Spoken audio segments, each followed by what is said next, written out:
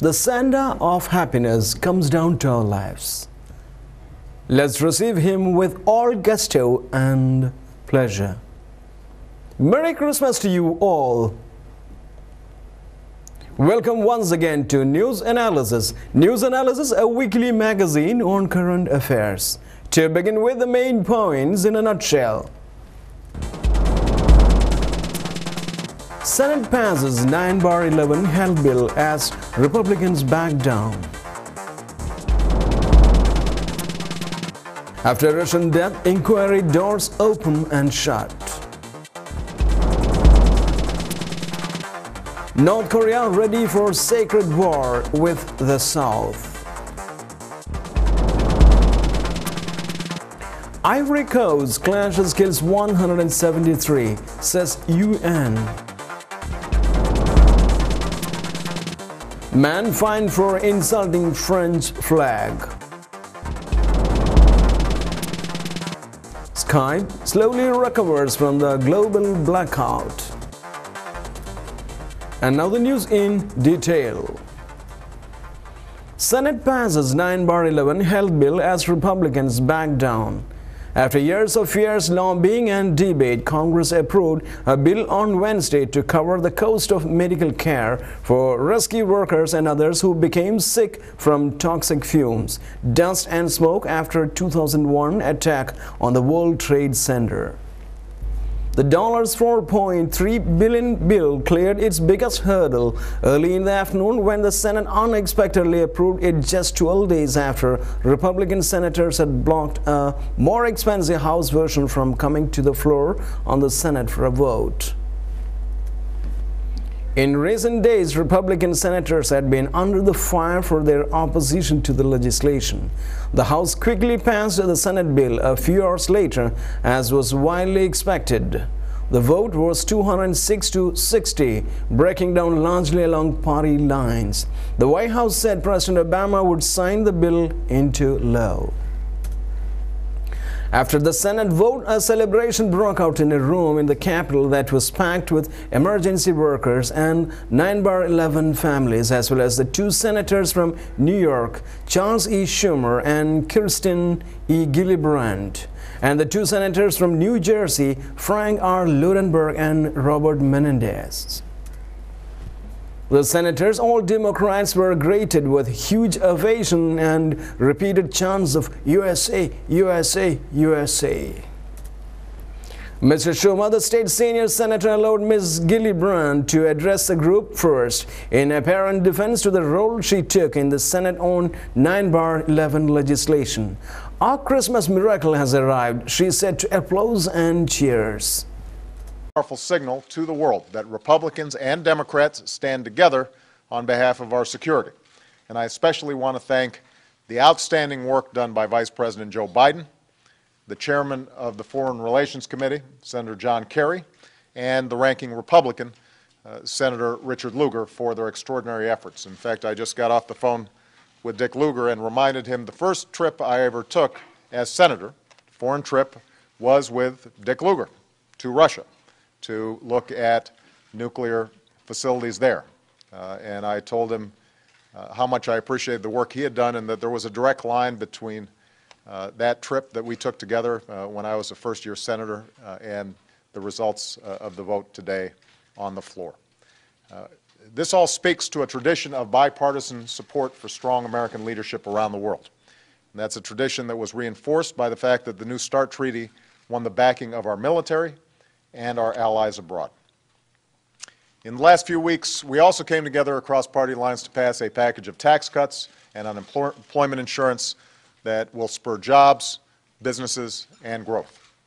This package includes a payroll tax cut that means nearly every American family will get an average tax cut next year of about $1,000 delivered in their paychecks. It will make a difference for millions of students and parents and workers and people still looking. After Russian death inquiry, doors open and shut. It was more than a year ago when 6 members and an obscure oversight panel filed into Butyrskaya prison to look into the death of a prisoner. They were hardly an intimidating bunch, retired women in hats, mostly scribbling their observations in notebooks, regarded by the prison staff as a minor irritant like fleas.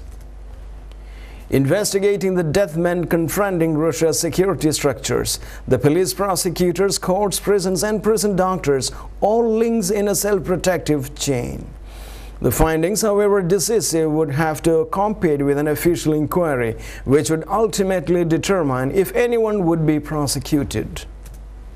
North Korea ready for sacred war with the South. North Korea is ready for a sacred war of justice using a nuclear deterrent, its armed forces minister has said. Kim Young-chun accused South Korea of making preparations for war by holding live fire exercises near the border. The drills are one of the largest in South Korea's history, involving tanks, helicopters, and fighter planes. North Korea shelled a southern island last month, killing 4 people. The first time northern shells had killed civilians since 1950-53 war. South Korean President Lee Myung-bak has promised immediate retaliation to any further northern attack.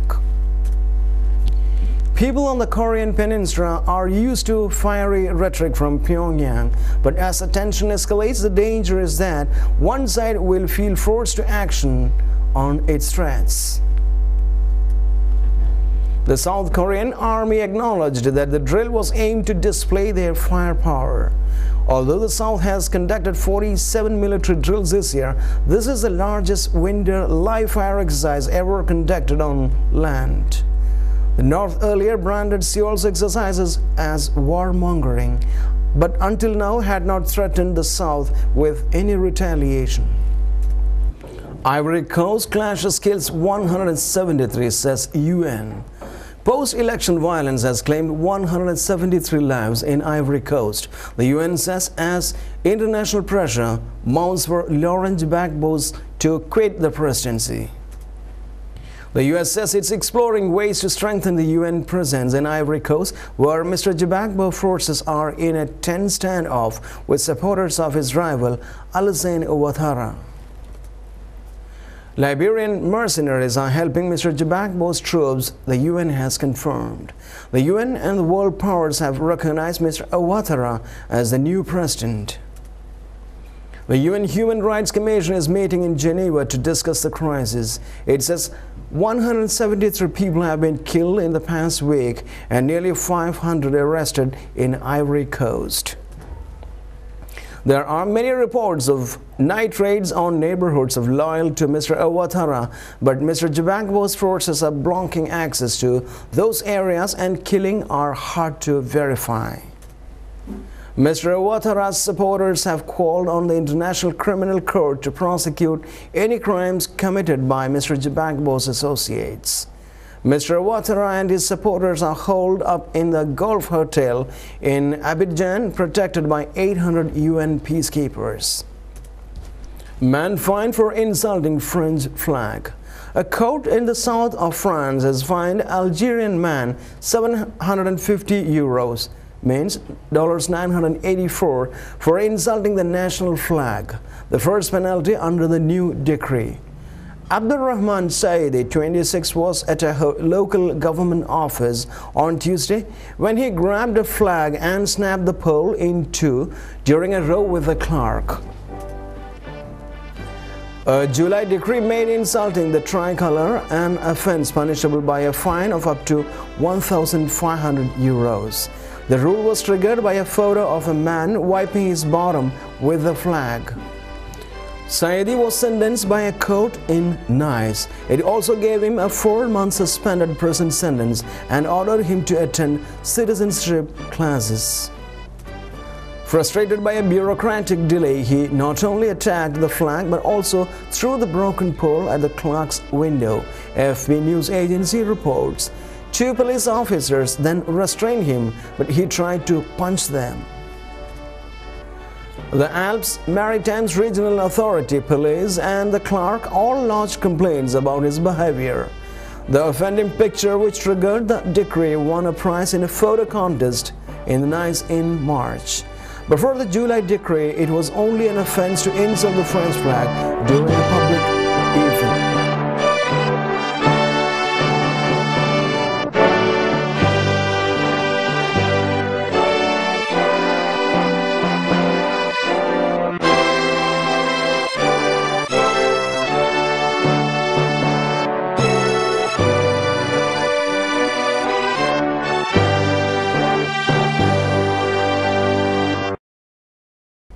Skype slowly recovers from a global blackout.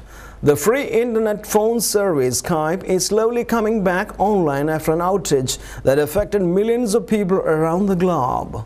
The firm's engineers are still working to fix the problem, which first started at around 20:30 GMT on 22nd December. Skype said the fall had been caused by a software issue on critical parts of its network. The firm told reporters that it was currently handling 12.5 million phone calls, 50% of its normal traffic. We take outages like this really seriously and apologize for the inconvenience caused, Skype chief Tony Bates told reporters. It's already a hit with consumers, and over the past few years it has become a part of the economic fabric for startups and small business around the world. I'm not sure we can comprehend the productivity cost of this outage. The outage comes at a time when Skype is starting to ask larger corporates for their business share. If I am a big business, I would be extremely cautious about adopting Skype for Business, especially in light of its current outage, added Mr. Malik. Ice and snow hit Christmas getaway in Western Europe.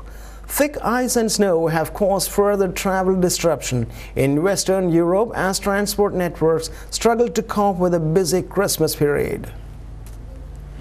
The Danish army was mobilized to help emergency services through heavy snow, and the Irish Republic Dublin airport was closed for a short period. Freezing rain in Germany created thick ice on some main roads, and there were further snowfalls in France. Driving conditions in parts of Britain were said to be treacherous. Delays and cancellations affected rail services in parts of Scotland, England and Wales. But Heathrow, the world's busiest international airport, was operating a near normal schedule. Both runways reopened on Wednesday night for the first time since Saturday. Most of Denmark was affected by falls of up to 15 centimeters of snow. In southern areas, the army sent out armored personnel carriers to help the emergency services, and police advised drivers to delay their journeys, if at all possible. Microsoft warns Internet Explorer browser bug. Microsoft has issued a warning about a serious vulnerability in all versions of its Internet Explorer, IE browser. If exploited by a booby-trapped web page, the bug would allow attackers to take control of an unprotected computer. Code to exploit the bug has been already published, though Microsoft said it had no evidence it was currently being used by high-tech criminals. A workaround for the bug has been produced while Microsoft works on a permanent fix. 3 guilty of plotting Sydney arms base attack. 3 men have been found guilty of plotting a suicide attack on an army base in the Australian city of Sydney. A Melbourne court found them guilty of conspiring to commit a terrorist act. 2 other defendants were acquitted. The 5 men, all Australian citizens of Somali or Lebanese origin, were arrested in Melbourne in August 2009. They were accused of targeting Sydney's Holsworthy military base.